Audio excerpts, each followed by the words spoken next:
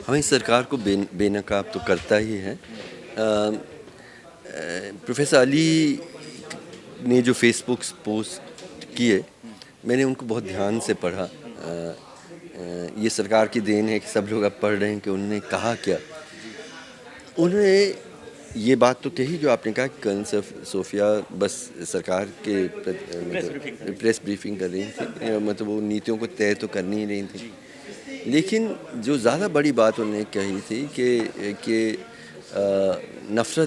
नफ़रत का मतलब कोई हमारे साथ नफ़रती हमला किया, उसका जवाब हम युद्ध में जाएं, आम लोगों की, साधारण लोगों की जानें जाती हैं, शांति के रास्ते ढूंढने, सम्मान के साथ, इंसाफ के साथ हम लोगों को मतलब युद्ध में, लड़ाई में जो खून बहता है वो साधारण लोगों का खून बहता है, उसमें हम और दूसरे किस्म के हल ढूंढने। ये बात मैं कई बार कहा हूँ। हर चीज़ जो उन्होंने कहा है मैंने बहुत बार कहा है और बुलंदी से कहा है। लेकिन क्या कारण है कि उनको ना सिर्फ आपने मतलब अपराधी बनाया, बल्कि आपने कहा है सेडिशन, उनके मतलब देशद्रोह की वो जिम्मेदार हैं और नफ़रत फैलाने के लिए ज़िम्मेदार हैं।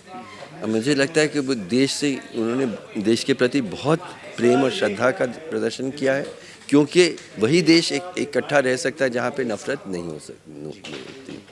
और जो नफ़रत फैला रहे हैं, जैसे जिसका उदाहरण दिया, बहुत सारे और उदाहरण हैं।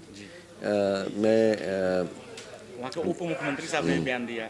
नहीं, मोदी जी के चरणों में है। और मुख्यमंत्रियों का तो जो नफरती भाषण आप असम के देखें, उत्तर प्रदेश के देखें, मतलब विश्वास ही नहीं होता है कि ये संवैधानिक पदों में हैं, लेकिन उनको कुछ होता नहीं है। अभी दिल्ली में जो बहुत बड़ा दंगे हुए थे 2020 में, तो मैं पिटिशन लेके जैसे मुरलीधर के दिल्ली हाई कोर्ट में गया था कि एफआईआर तो दर्ज हो जिन लोगों ने नफरती भाषण दिए। तो हम सब जानते हैं कि उन्होंने मतलब जो सरकार की तरफ से उन्होंने कहा है हम सही वक्त पे तय करेंगे कब एफआईआर दर्ज करना है। और उसी रात को जस्टिस मुरलीधर को उस पद से हटाया गया। 5 साल निकल गए, वो सही वक्त नहीं आया कि जिन्होंने नफरती भाषण दिए जिससे दंगा शुरू हुआ, उनके खिलाफ एफआईआर तक दर्ज नहीं है। और इतना इंतज़ार किया कि उनमें से एक अब जो नफरती भाषण जिन्होंने किया, वो आज मंत्री हैं दिल्ली सरकार के, और ना सिर्फ मंत्री हैं बल्कि लॉ एंड जस्टिस के मंत्री हैं जिन्होंने नफरती भाषण दिया। तो सरकार के जो दोहरी चेहरे जो है, इसका कारण क्या इसके पीछे कि जब एक ही बयान दो लोगों ने दिए तो एफआईआर हो रही। इसका कारण बहुत साफ है।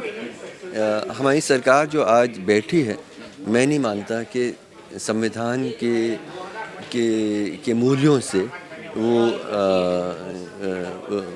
उसके मुताबिक उनको काम करना है, ऐसा वो नहीं कर रही है। वो एक आइडियोलॉजी से प्रेरित है। वो आइडियोलॉजी संविधान के मूल्यों के बिल्कुल विपरीत है, और उस आइडियोलॉजी पे काम करने के कारण से हम लोग यहाँ पहुँचे हैं। सर, एमपी में ग्वालियर बेंच में बाबा साहब भीमराव अम्बेडकर की मूर्ति लगने को लेकर विवाद हो रहा है। खुद वहाँ के रजिस्ट्रार साहब ने जो है उस पर इजाज़त दी।